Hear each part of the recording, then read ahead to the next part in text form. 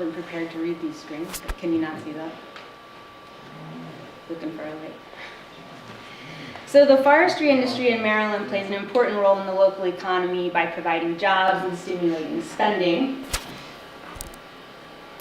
Currently, there's no branding or organized marketing campaign to help Maryland-made forestry products to compete within the market, nor is there any real coordination of industries that are working on those products. But imagine if there were, like such coordination would really make a sizable impact to Maryland's economy.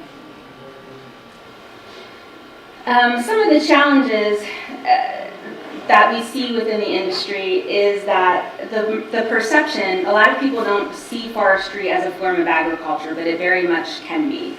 But people who live in areas that have a denser population of people have a very different view of people who live in a rural area. So consumers in the more densely populated areas are surprised to learn how sizable the forestry industry is in Maryland. It actually makes up for almost 40% of the land covering in Maryland. And to add to that, it is the single best use or strategy against climate change and to help the Chesapeake Bay. So there's lots of opportunities within the forestry realm. You're going to hear about that today. As a consumer, there are so many ways to support Maryland's forestry industry. For starters, make an effort to seek out locally made products when you can. Look for Maryland-sourced wood. And just try to help any local small businesses within the agricultural economy as it comes to forestry. The career opportunities are also pretty endless. And is Dan Ryder not make it in here yet? He has a foundation meeting. Okay. Yeah, I'm sure he would spit off quite a few career opportunities within the forestry industry. But managing forests, harvesting wood, replanting trees, and we actually have a guide that I'm going to link to here in a bit, but it has a couple pages worth of opportunities within the industry, and there is I'm sure there are quite a few around the state, but in Southern Maryland in particular, there is a school there that is teaching forestry specifically as a career, and there are a lot of kids these days who are really looking to that, so that's really great news. So how do forests help the Chesapeake Bay? A couple ways. They protect water quality by capturing rainfall and stabilizing soil, which helps with erosion. They improve our quality of life by providing a place of natural beauty as well as recreation, tourism, stimulating our local economy. They improve air quality by absorbing pollutants and reducing temperatures in cities especially. And they provide habitats for aquatic species by lowering water temperatures and providing nesting sites, safe migration paths, and food for wildlife. All those things. This I thought, I know you're not going to have time to see this all, but this is a short list of some of the products that can come from wood, and sawdust, and wood pulp, solid wood. There's a whole host of things that can come from the bark itself. Probably should have taken cigarette boxes out of there. But it's true. And if Elizabeth Hill was here, she would talk about how we are using Maryland wood on the wrapper of Reese's peanut butter cups. That's a pretty good story for me. So we have a full guide. This is a very short part of that because I wanted to leave time for the rest of our speakers today, but we are premiering it today. This guide you can find on our site as well as SMATIC's site with a much more detailed explanation of what I just said. I wanted to leave time for a video that we're premiering today, so that's going to take up a chunk of my time. But we have to switch computers to so we're not so technically savvy today. Make it work. We'll make it work. So, while we have a minute, I just wanted to mention you referenced Beth Yeah. Hill, and so Beth was really excited to be part of the panel, but just with some medical issues, she's not able to join us today. So we just wanted to mention how instrumental Maryland Forest Association has been in this whole effort. That Beth has brought a level of energy to MFA that we haven't seen in quite some time, and they have been part and parcel in the development and outreach and some of the connections that you will see being made in these presentations. So, Yeah. Well said. okay.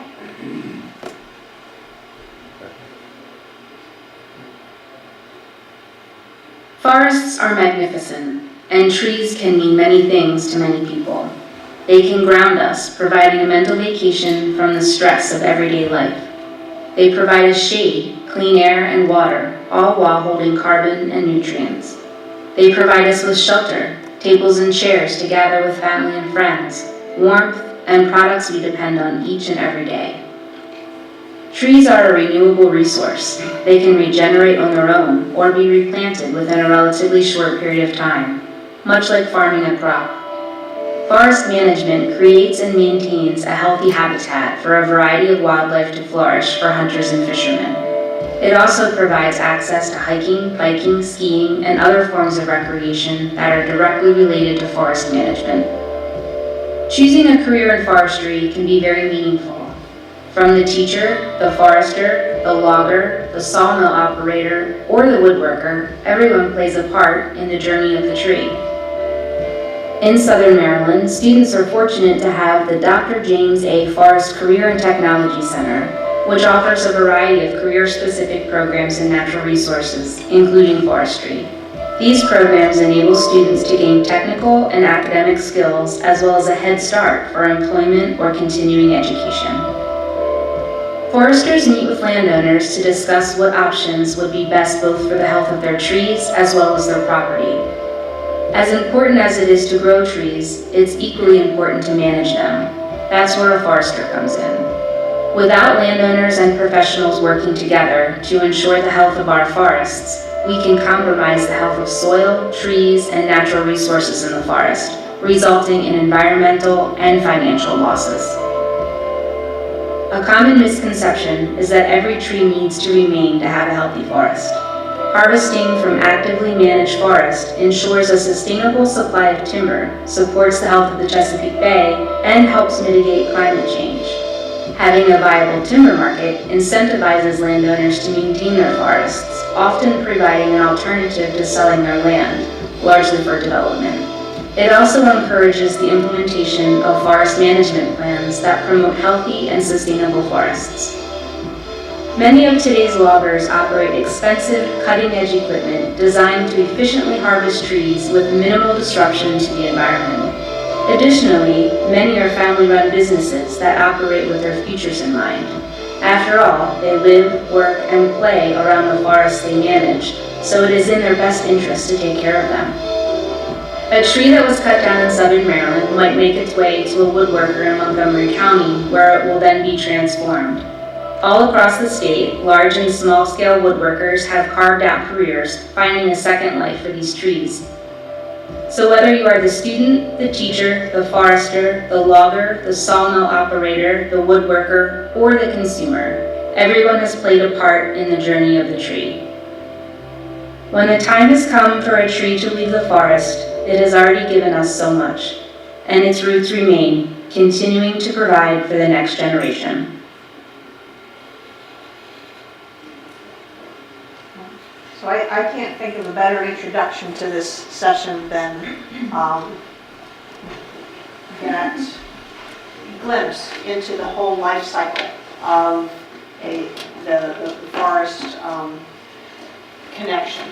So it is with that context that we offer the economic adjustment strategy, knowing that we are growing trees throughout their life cycle, and then looking for that value added, how you maintain rural economy, how you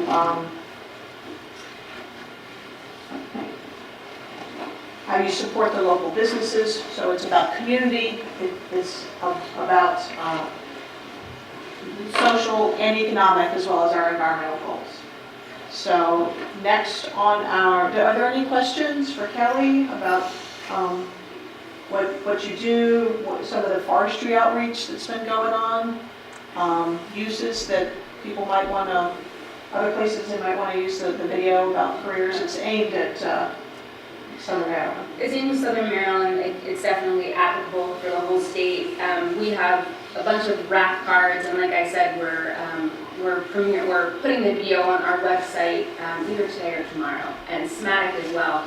I would just encourage, if you're talking to anyone, especially about the economic adjustment study, who may have some questions about forestry, to send them this video ahead of time. You know, I think it's a really good way for them to absorb the information they're about to hear.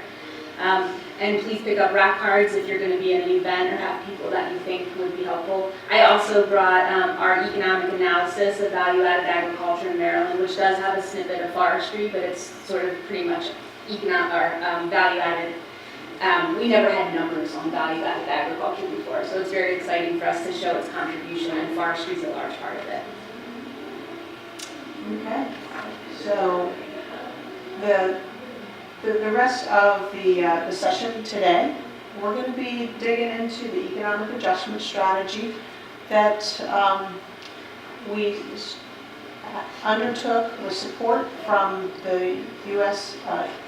Economic Development Administration and a lot of other partners after the Luke paper mill closed in June of 2019, and just sent a shockwave not only through that Western Maryland community, but because it's the wood supply is a whole network, what happened in far Western Maryland affected our markets on the Eastern Shore.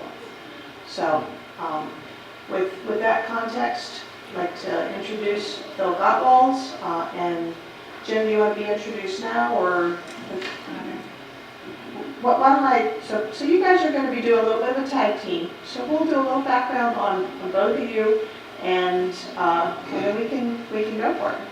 So Phil Gottwalds is the principal for Agriculture and Community Development Services, and he directs the company's agricultural and rural economic development services, over 14 years experience in ag development and marketing, at the local, state, national level, and he has successfully started and managed 3 food and development oriented businesses. But what his bio doesn't say is that he is one of these people who has really dug into all aspects of our rural economy, and is somebody who can put these things together in ways that other people don't necessarily, and that in this time and space today, with the challenges that we face, we need that kind of connection and that kind of leadership that Phil has provided for the economic adjustment strategy. Phil's had a lot of partners. I want to give a call out to Dan Ryder in the back row there for making this whole session possible, and for helping. We got Josh here too. And the economic adjustment strategy is supported, it was made possible because Western Maryland RC&D and Josh Smith in particular, they wrote and have directed this whole project and pulled the partnership together. So they're a piece that has made it happen. And Jen Walsh is a partner with the Greater Cumberland Committee, who is another piece that takes our ideas and makes them into progress. So if you work with Jen, you know that that's true. If you work with Phil, you know that's true. And you know, Josh has only been with RC&D how long? 2018. Yeah, a few years, most of which has been pandemic.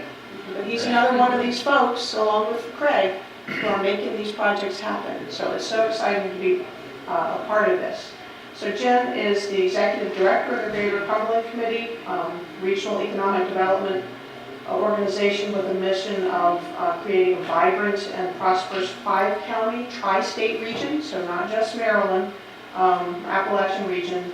She's a convener, facilitator, catalyst for actions that will develop into long-lasting economic development strategies. For info in your bio if you want more background on Jen. So with that, Bill, give us Thank an you, Ann. introduction. Do you want a little more light on you? No, it's fine. I think, did everybody see the slides all right?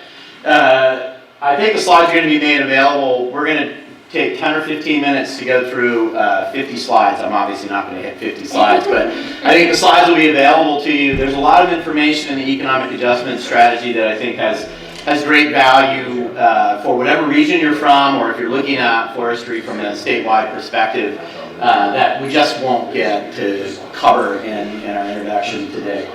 And I want to thank Kelly for a great setup, both with the slides and the video. You know, any discussion about forestry and forest products in the state of Maryland is best described as a Gordian knot. And for any of you who don't know what a Gordian knot is, that is the untied, right? A knot that is untieable, right? It is an intractable problem, and it's an intractable problem in large part because we have a lot of conflated conversations going on about wood and about forests and about trees and about forest products. And the economic adjustment strategy is really about the industry side of it. And it's really difficult to have a conversation about the industry side of forests if we don't recognize the fact that we have a very long-standing and very public conversation in the state of Maryland about trees and trees' relationship to development. Right? Trees that are terminally harvested to be replaced with something else. So one of the biggest challenges we had in getting started with the economic adjustment strategy was having a conversation with people that was a rational conversation about an industry that's really radically important to our rural communities, and probably more importantly, we learned extremely important to our urban communities, which we'll get into.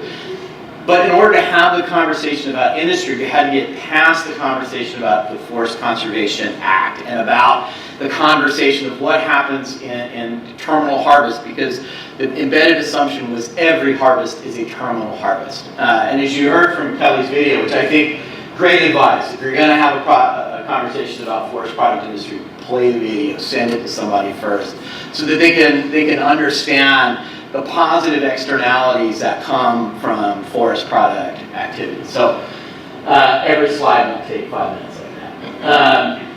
The EAS is really simple product, right? It is a study that's funded by the federal government for one purpose and one purpose only. And it is to look at the underlying economic activity related to the forest product industry and related to the communities that are impacted by economic adjustment. So when mills close, when the paper mill closed, a couple of mills on the Eastern Shore close, when the structure of the industry starts to change, right, we lose the interconnectedness of the industry, which has tremendous ripple effects on the economy. So the economic adjustment strategy is all about looking at not the past, but looking at the future of both the forest products industry and the communities that support the forest product industry. So the expected outcomes are really looking 10 years, 20 years down the road at how we began to adjust or readjust the way we do economic development and planning so that we can support a vibrant forest product industry in the future, and or help communities make a transition so that they have the jobs and the wealth building and the tax base that needs to be replaced when the mills close. So that's what an EAS does. Now, we started out with the idea that we would have one sort of statewide look at the forest product industry. So that was one of the big intended outcomes here. And I'm going to talk a little bit in a few slides about why that's not the case. And you'll see it in the study and the study's posted on the Western Maryland RC&D website. It's really a series of sub-studies of the state based on regions. We're going to talk about that again. But we want to make sure that and I want to just point, right, we've already talked about the strategies being long-term, but we want to make sure that we are protecting the entrepreneurs that we have in place today, right? And not just looking at what we're going to do to completely change the face of the industry and drive out the people that we have now. And that was a great fear in the industry was, oh no, here's another effort to get rid of us and replace us with something else. And that's not what the EAS is. We probably don't need to cover this slide. We've already done a pretty good job, a great job of it. I would just say that the multipliers with forestry are really, really high. They're as high as almost any other industry in the state, except for some very small ones. So what we're looking at is, every job that we create, every dollar in output that we create, we're creating another dollar or dollar and a half in the community. And that varies by region, but it's important to keep in mind that even though the industry is largely blind to us, we just don't see it day in and day out unless there's a cut going on. It's constantly keeping our local communities thriving by producing these jobs and these income streams that lever themselves. So when we think about forest products in Maryland, we don't have a real statewide industry. I think Luluke Mill in Western Maryland may have been the closest thing we had to a business or an industry that tied the state together. What we end up with are, in Maryland, these timber sheds that act very independently of one another.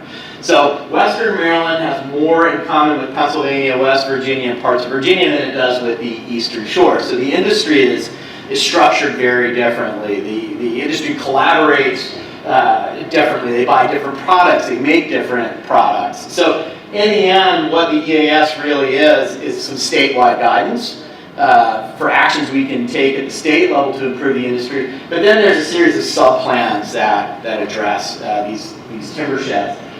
Central Maryland's an interesting case, and I probably won't spend much time on the data specifically coming up, but Central Maryland has a very large secondary manufacturing industry.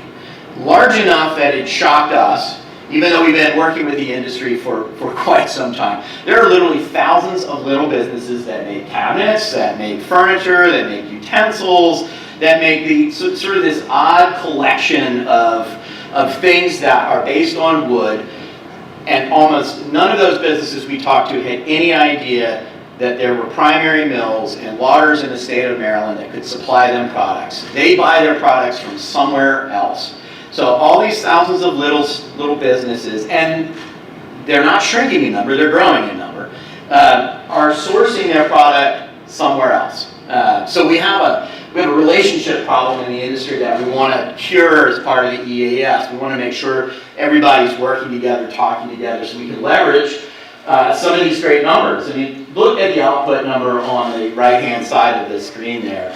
At roughly $4 billion in output, that makes forestry almost twice as large as agriculture in terms of its value to the economy. Yet we don't see it. We see the trees, we don't see the activity day in and day out. And employing 16,000 people is no mean feat. We've talked about these issues. Now, for a lot of the sectors that we produce products in our mills in the state of Maryland, our primary mills, they're what I would call sort of old forest product sectors. They're products that are declining in demand. So as mills drop, we see mills staying around because as the pie shrinks, we're cutting fewer pieces out of it, so the piece may be the same size. But what we don't see, and what we hope to see in the future, is in certain categories of growth, particularly in green building products, the annual growth of these sectors far exceeds the annual growth of our general economy. So we have these tremendous opportunities that we just aren't making any advances in developing in the state. And these are all products that we use in great number in the state of Maryland. So we've got a real disconnect between the resource itself and our end markets, which is a crying shame because our customers actually care. Now, while some of these numbers about what the Maryland consumer cares about, may seem low to you just on face value. 37% of people prefer to buy American, which in the case of this particular study means people want to buy local. The interest in buying products that help the environment at 20%, buying green over convenience at 11%. Those are 2 and 3 times the national average. So consumers in Maryland actually care, and at least by survey, will spend their dollars to match their value. And we happen to have very, very solidly green practices in how we manage forests in the state of Maryland. And we don't transfer that information to the customer in any meaningful way. So our customers don't know to even go look for a Maryland wood products. Back to the brand, which we'll hear about in a few minutes. So just to real quickly address the issue of the resource. When it comes to timberland, trees that are grown with the intent to cut and regrow again, our stock is growing, and it's growing rapidly. So despite the conversation that we see constantly in the newspaper that we're losing trees, we're losing trees, we're losing trees, that's a Central Maryland problem, typically. The growing stock of timber is actually rapidly rising. So we're not actually harvesting it at a sustainable rate, which can cause disease pressures and fire pressures and things like that are additional issues beyond the economic issues we want to talk about. The other problem, pretty obvious, right? Is as the mills close, which is the slide on the left, look what's happened. The green line there on the right-hand slide is the price of timber.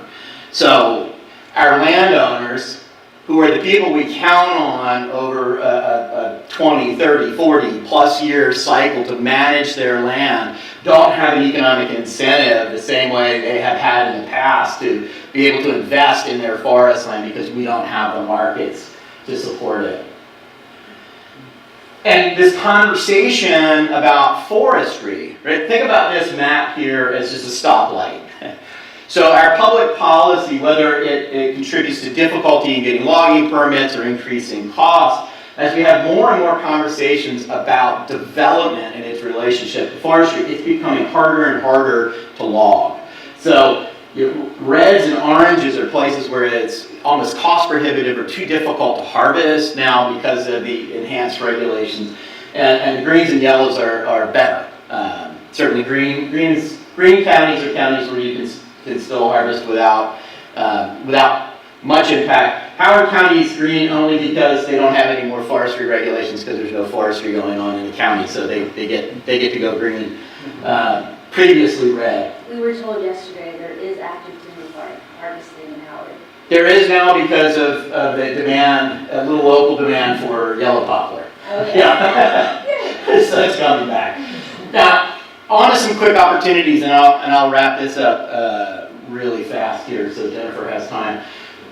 One of the things we don't count, right, is urban tree canopy as part of our forest. But we have a tremendous urban tree canopy, and a lot of it ends up on the ground for various reasons, whether it's utility line clearing or arbor care activities, fill in the blanks. And it's actually an enormous amount of wood product that doesn't find its way into a system that puts it into products that we can use every day. So developing systems that allow us to link some of this urban wood to some of the urban wood processors that we have in the state is really critical. It's also an issue that clogs up our municipal solid waste system because a lot of these trees end up going to the dump and cost us money when they could be providing an income to us. We've already talked a little bit about green building products. We have a tremendous opportunity in the state of Maryland, particularly since we adopted new building code standards in the last year to begin to use mass timber products in construction of mid-rise and high-rise buildings, which not only cuts the time to build the building, it reduces the cost to build the building, and it permanently sequesters carbon within a building footprint and is much more environmentally sustainable than the steel and the glass that we're using right now. So we are making the change on the code side to see these opportunities come along. What we don't have are the manufacturers to follow. So there's a lot of work to be done here on this particular initiative. And I've skipped over about 400 pages of the report, which you all will, I'm sure, read diligently at night to help you sleep. But we are also looking at the notion of promoting a brand, and a brand that does more than just say, hey, we're from Maryland, but a brand that points to all the values that our consumers care about and all of the systems and benefits that our landowners and mills are investing in. And with that, I'm going to turn the podium over to Jennifer so she can talk a bit about. So will you talk about ESG for just a minute? Yeah. So, who here is up to speed on ESG? 1, 2, 3, 4, 5 or so. All right, so ESG stands for Environment, Social, Governance. So ESG's been around for 40 or 50 years as a concept. ESG didn't become a real thing until this spring when the World Economic Forum decided that, and the Club of Rome, and if you don't know those organizations, they're these big world convenings of leaders, corporate and political, who set long-term sort of global policy notionally. They decided that ESG was going to be the barometer by which all economic activity was going to be measured moving forward, and it was going to be the banks and the finance companies who were going to be tasked with enforcement. Right? So that means every company that's moving a product in a supply chain is going to have to certify what it's doing to support the environment, to augment climate change in some way, to support local social change, and to embed good governance in everything that they do. Well, that's all well and good. It's biased toward large global supply chains because they already have these systems built for reporting. What it doesn't do is support local small supply chains where it's really difficult to conceive how you have a positive, right? We can point to it all day long. You employ people in your community, right? You buy products in your community, and you invest and make donations and everything else that supports your local community. So the social elements are there. The governance elements can be developed inexpensively. And here in Maryland, we already have most of the environmental elements built around our forest products industry, but it would be prohibitively expensive for any one business to try to develop its own ESG system in a small supply chain. So why was Davos, the World Economic Forum this year, so important? Within 1 week of Davos closing its proceedings, the major money center banks all adopted ESG as one of the primary screens for funding moving forward. So the banks and the investment banks are all developing criteria by which they'll judge whether you're a worthy borrower, right, or worthy equity investment moving forward. And if you don't meet ESG requirements, you may be blocked from finance markets over time. So it's a really important issue for us to get ahead of. Do you want to? Was that the? Yeah. Do you want to just advance this to me? Sure. There you go. So thank you, and I'm a newcomer to this conversation. I know very little about forests. It's been fantastic to work with these experts. I mean, I'm a consumer, and I enjoy being in the forest. I live in Western Maryland for the last almost 20 years because I like to recreate. And so when Dan Ryder initiated a conversation with my organization, just I guess about 2 years ago, right as we learned the news of the Verso closing, our community was really in shock. We knew that that was going to have a significant impact on jobs and a lot of collateral damage in terms of more jobs in the supply chain. And so Dan reached out and said, I really want you to be engaged in this work. Let's try to figure out a project that would make sense for TGCC. And so what we've come up with over the course of the last year and a half is this branding initiative that has been funded by the Rural Maryland Council and a number of other state partners. My organization is a regional economic development organization. We represent 3 states and 5 counties, including Allegheny and Garrett County in Maryland. And so it's been really wonderful to have the Rural Maryland Council recognize that these are really regional issues. And so their funding is actually going to have an impact in a greater region than just Maryland, which I think is really forward-thinking. And we've been able to bring other money to the table from the region itself.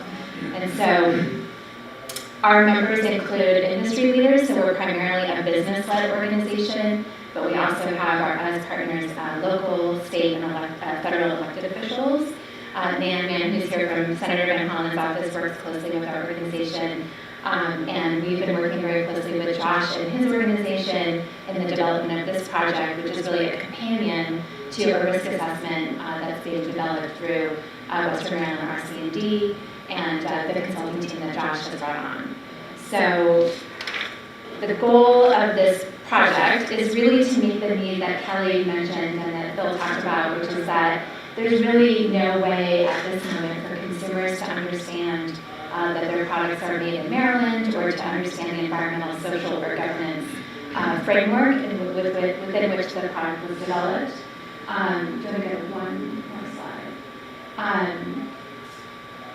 We really want to increase the viability of Maryland wood products. We want to help find new markets for and create jobs in Western Maryland and the region, and of course, hopefully, this project will have impact across the state. And we really want to be able to showcase, all of the incredible products and family enterprises that are being supporting our economy across the state.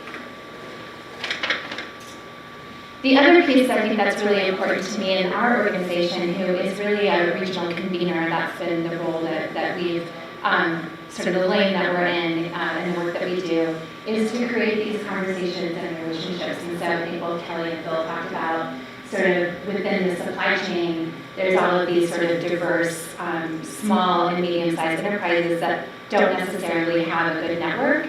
And so our goal in this project is to really bring together stakeholders from across the sector. So from forest landowners and timber management firms, to the loggers, to folks who are working or own sawmills, to consumers and other members of the public, including environmental organizations. We think it's really important that all of those perspectives are at the table. So it's really our goal for this project is to cultivate collaboration. And we're going to do that through this two-phase project design. The first phase will occur in 3 stages. And so we've just finished putting together our advisory committee, which includes members of industry, public officials, project partners, including Department of Commerce and DNR, consultants for Josh's project, and Josh, faculty from the University of Maryland, and then other members. We're hoping to have the Nature Conservancy represented, and the executive director of Trout Unlimited. And so our goal again is to have a wide variety of perspectives from across the sector participating and bringing their expertise and knowledge to the table. And then in the spring, we're going to host 2 designs. So we're kicking off our advisory committee with a kickoff meeting in 2 weeks. And then we'll be bringing together those folks and other stakeholders. So if you're interested, please feel free to let me or Dan or Phil know so we can include you. So we'll be hosting 2 design charrettes in the spring at the Savage River Lodge.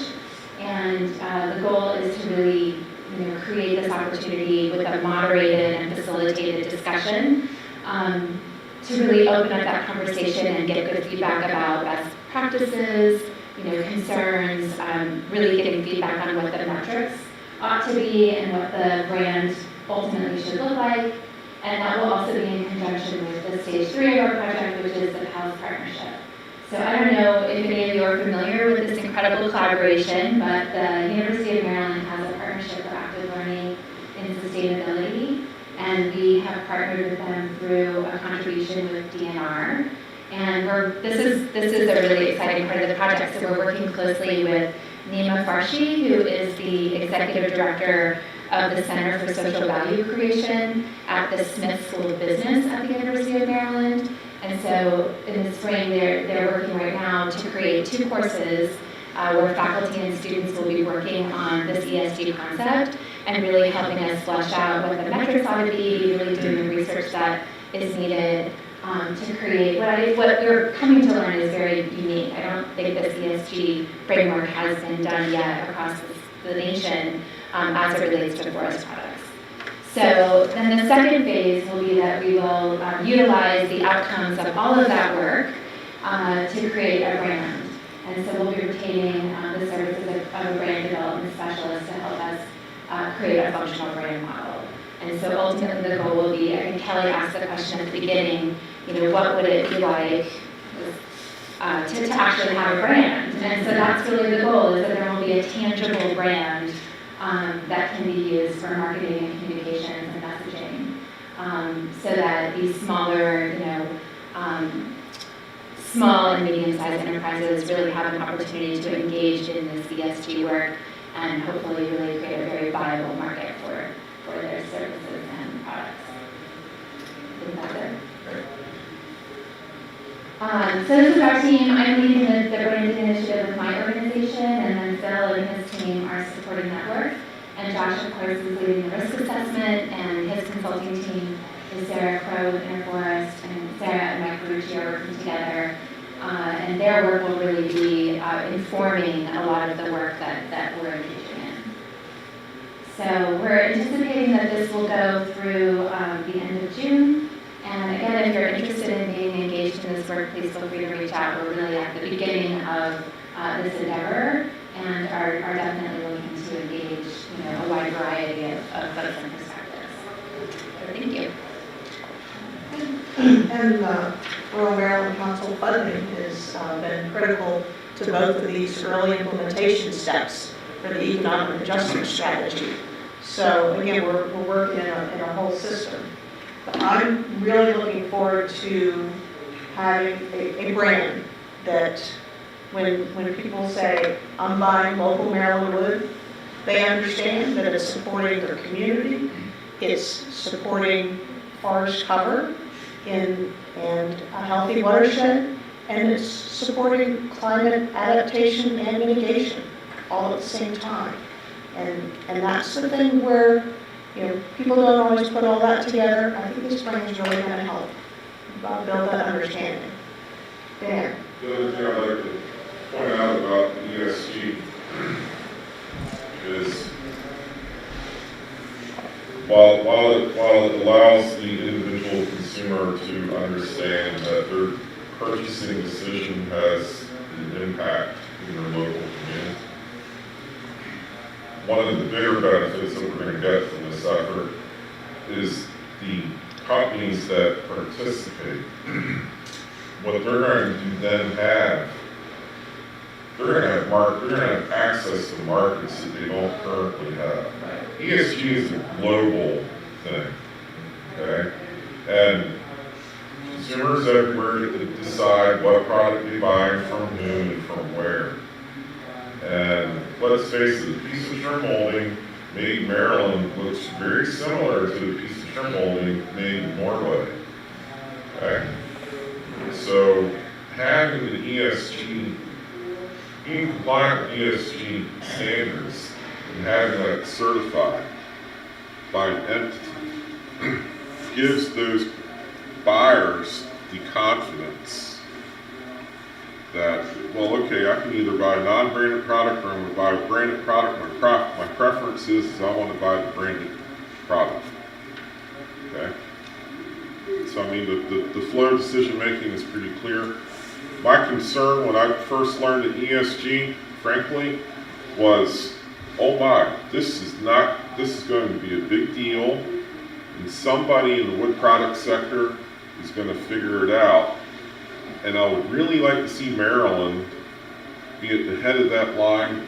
Let's create the program that fits our needs, as opposed to, history shows things like this will be jumped on very quickly by places like California or Wisconsin, somebody else. And then Maryland would then have to find a way to comport our industry to meet somebody else's set of standards, and that's silly. Not when we have this, because of the EAS, we have the opportunity now to build something that benefits us. That's the big deal here. And I'll just add, we're using the term branding, and I know that has connotations for some people, but what we mean in a certified brand, and since I'm in charge of jargon, that's full supply chain visibility. And what that means is every claim has to be tracked and traced. We need to be able to confirm every product meets the qualifications. That is a big data undertaking. So what we're not saying in these slides and in all this activity is the rest of the project that the University of Maryland is going to help us work on is building the big data collection systems that small businesses can use so that we have full traceability within the supply chain, because ESG cannot work, doesn't work unless we can certify every claim we make. And that means that for a company like Walmart, they need to be able to confirm every claim within 1 hour or less. That means it's got to go back to the log landing where the log came from and forest management plan on that piece of property with the push of a button. So this certified branding program is more than just, aren't we great?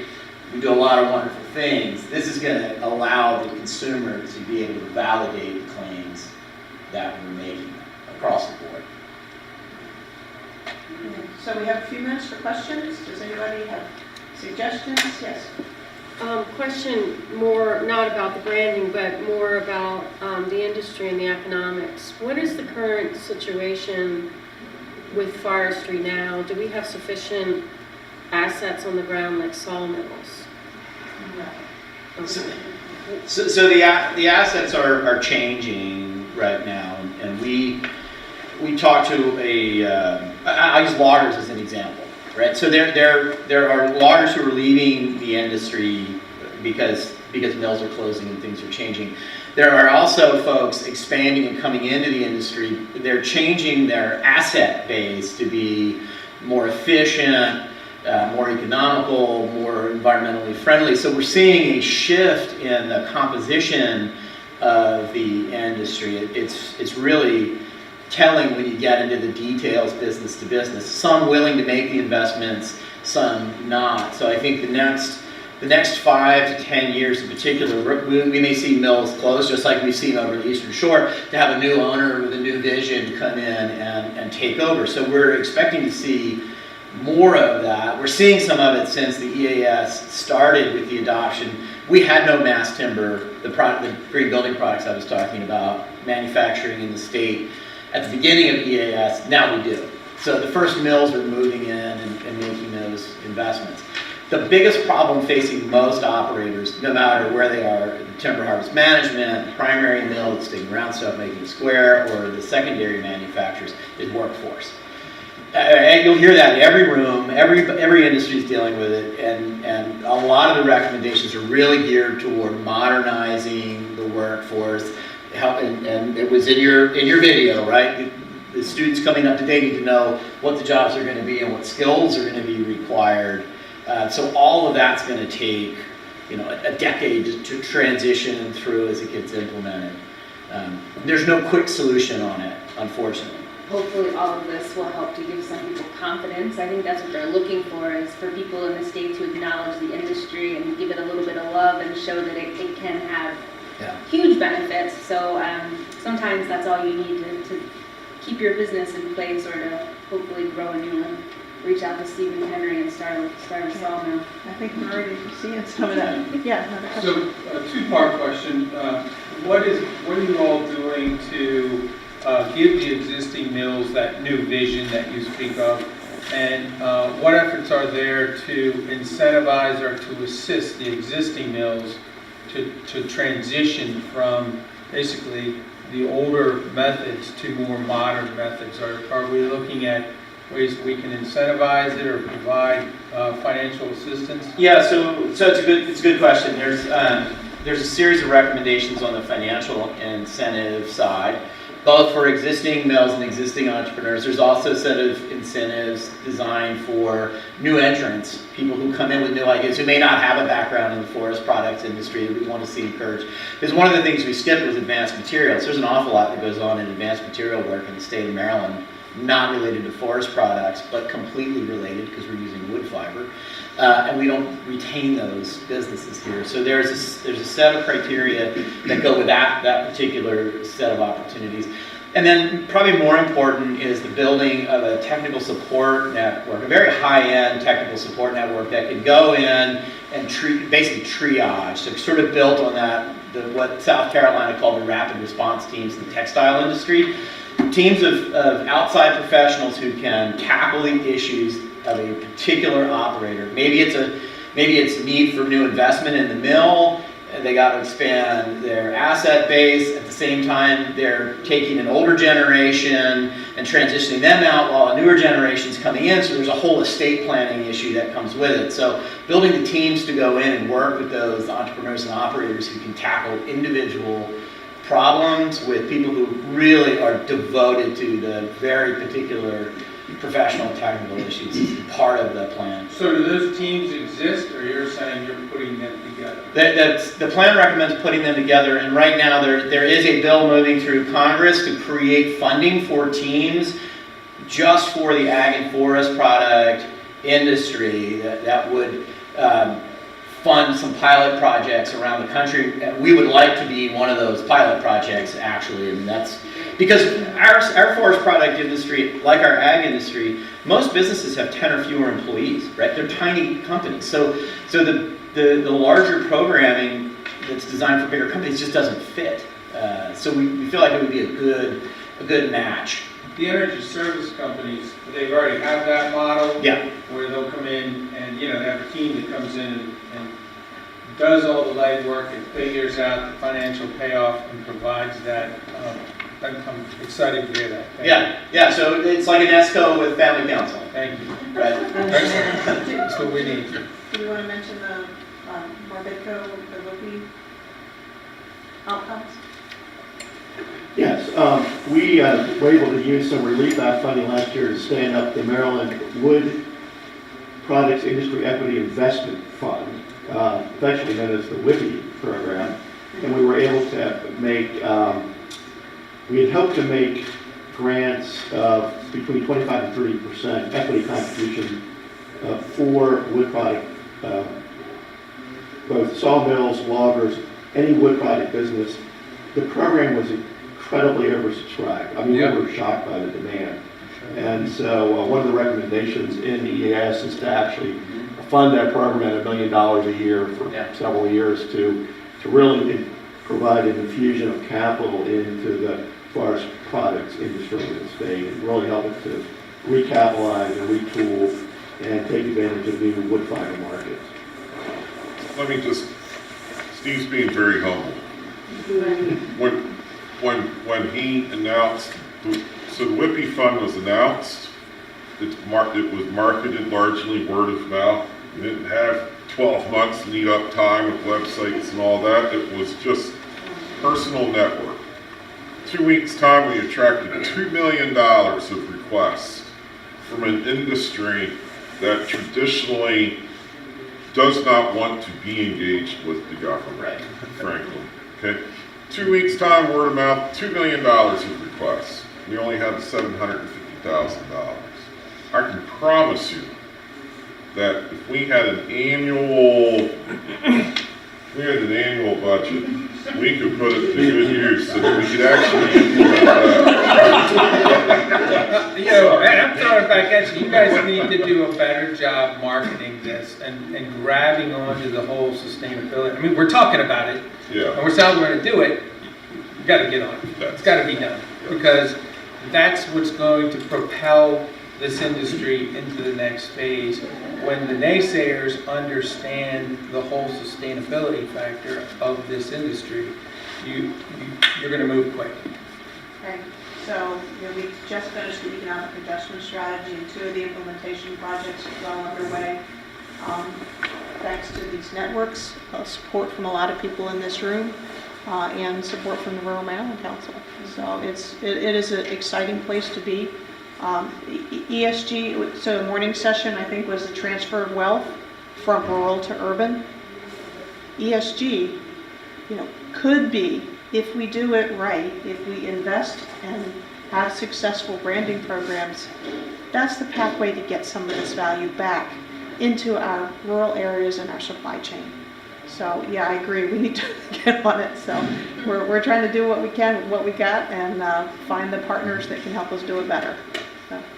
Josh Smith and the ESRGC have done a great job beginning to address exactly that. Yeah, And I just wanted to give a quick plug to our risk assessment project. Jennifer mentioned it, but the Western Maryland RC&D, we got the grant from the Rural Maryland Council to do this first kind of initial step to the branding project, the risk assessment. So it's really the first step in helping to identify Maryland's wood resource as sustainably harvested and responsibly harvested. So if anyone's interested in engaging in that process, we're going to have our initial webinar here in the next 6 weeks or so. We haven't announced the date yet, but that will be up on our website soon. So that's happening in conjunction with the Greater Cumberland Committee's project. Yeah, and the Eastern Shore Regional GIS Center also has a display. So if you want to see some of the outreach products that are already been developed, there's several of them all packaged together. So visit Mary up at the ESRGC booth. Yeah. I'd also like to just caution too, in talking about sustainability, making sure that we're actually doing sustainability. I come from Indiana, where they promoted sustainable forestry in the Hoosier National Forest and then clear cut it. And there is nothing more scary to an industry than an environmentalist who supported you and realized you're full of shit. So, yeah. Most of our forests today, have come from some of that history. And we're not looking to repeat that kind of history. That's what I'm saying, man. At every log sale, there were protesters and the police were called and all that. People got rid of that, so just be careful. Right, but we also want to build that understanding that we need a whole diversity of landscapes. We don't want some of the historic misuse, but we also want to be able to utilize it. Have some of the biggest declines in our wildlife species are in some of the young forest habitats. And some of our young forest species we only have because we're still doing some more carefully managed clear cuts or variable density retention. I mean, there's a lot of different harvesting techniques that are paying more attention to buffers, to retention elements. So that's the other piece that we need to communicate along with community and our social networks. So we got a lot of work to do, but we're going to be trying to plan more field tours. Even if we have COVID, we can get outside and because there's a lot of changes happening on the ground too that we're not going to go into right now. Let's give a hand to our speakers. This has been tremendous.